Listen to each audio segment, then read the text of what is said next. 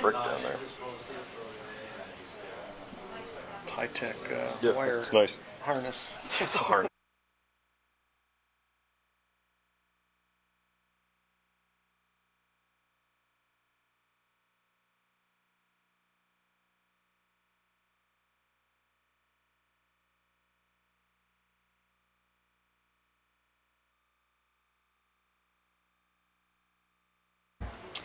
Welcome to Purdue University and the Security Seminar, sponsored by CERIAS. Today our speaker is Ed Finkler, spoken on topics related to web application security at a number of conferences and workshops. And today speaks to us about a multi-layered approach to web application defense. Best of all, Ed works for us at CERIAS. He's our webmaster. Ed? Hey. Yeah, I do the web stuff for CERIAS, and what I'm going to try to talk about today is kind of a meat and potatoes talk about a multi-layered, kind of multidisciplinary approach to defending web applications. It's going to cover a lot of disparate areas. Some kind of network architecture stuff, some hardware stuff, server software configuration, programmatic stuff. Basically, what I'm trying to get across with this is to give kind of a feel for what are the kinds of things that go into web application security. What are the different areas, things that you need to think about when you're doing that. So yeah. It's web application defense. I don't know if I'd go so far to say it's any more complex than other issues. It's not. There's certainly more complex things in the area of information security, but it's interesting and can be challenging because of its multidisciplinary nature. To defend web apps properly, you really have to have a team of folks who have good understandings of configuration of hardware, network architectures, operating system configuration stuff, server daemon configs with your server softwares, web servers, database servers, things like that, and also programming. The issues of secure programming techniques and things like that.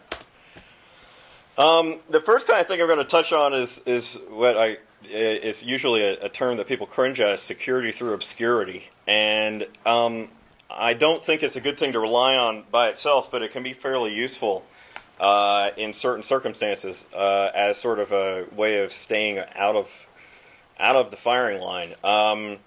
Basically, the idea is that you kind of keep quiet and you don't want to attract attention to yourself by announcing information about what kinds of things that you're running.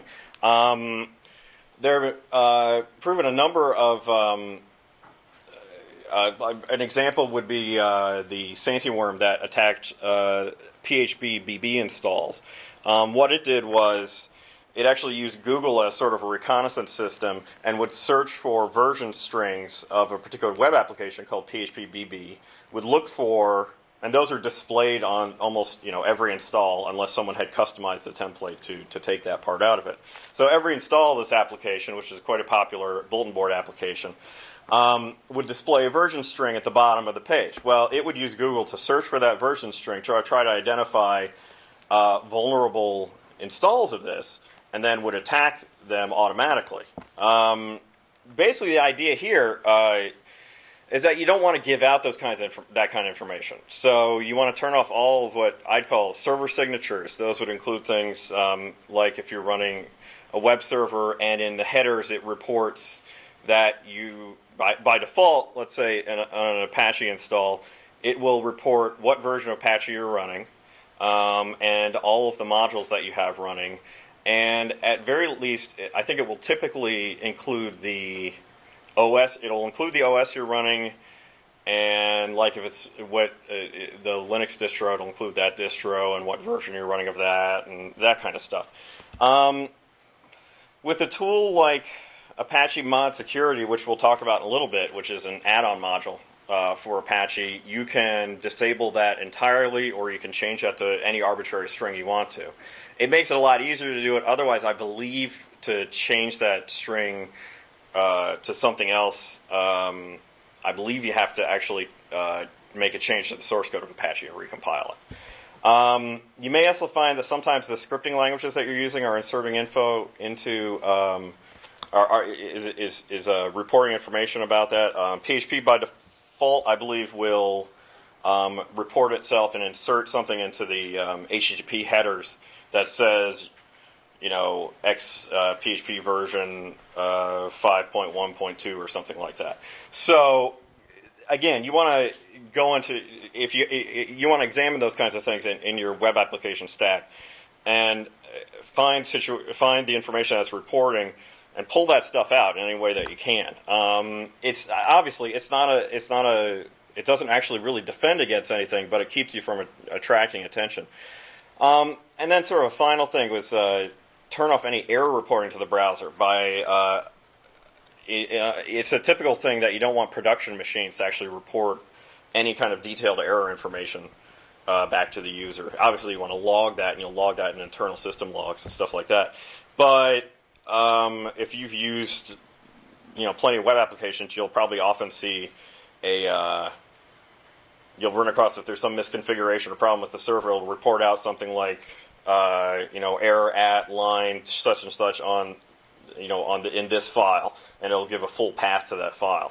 Well, that's an information disclosure issue, and it may not be a huge thing, but it may give an attacker some ideas about what kind of system they're working with and potentially what kinds of things they should be looking for to get into it.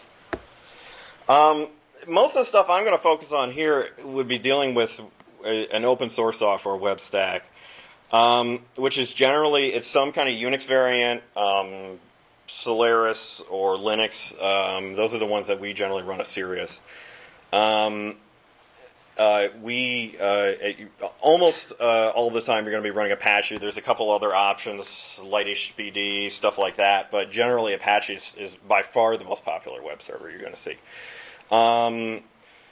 For your application logic, you're going to be running probably one of the P's, PHP, Perl, Python. Some folks will run Ruby, and Ruby on Rails is a popular application framework built on Ruby that is used often. It's gaining some popularity. And then some kind of database server. I'm most familiar with MySQL and PostgreSQL, but there are certainly, you may be running some commercial stuff, Oracle, DB2, MS SQL. Most of these things are going to be, most of the techniques and the kinds of things we're talking about are going to be applicable to a number of setups, even if, say, you're running IIS with ASP.NET, something like that. So these kinds of things are going to be applicable in most cases, but my strongest familiarity is with these, and it'll probably be mostly applicable to that. The first kind of line of defense you're going to see are firewalls, and that's a common thing. Everybody's, it's expected that you're going to have some kind of network firewall that's filtering traffic, set up, and that would be a key part of a network architecture. OS level firewalls are going to be common too. Something like the Linux IP table stuff that's built into the 2.4 kernel and above, things like that. What I think is kind of a new thing is more particular to web applications are this idea of web application firewalls, and these are a little bit different in that they don't just necessarily filter, say, what ports things are coming in on and what types of packets you see, but generally what they'll do is they actually are going to be able to scan the traffic that's coming in, the payloads that are being sent from clients up to the web server, and they're going to scan that, and you can build it. They'll work differently. The one I'm going to be talking about is mod security. And with those, what you can do is you basically build up a set of rules that it basically compares the incoming traffic to, and also potentially the outgoing traffic, and does certain things. Either it throws up an error message, or it throws up an error and stops the execution of that request, or it logs it out,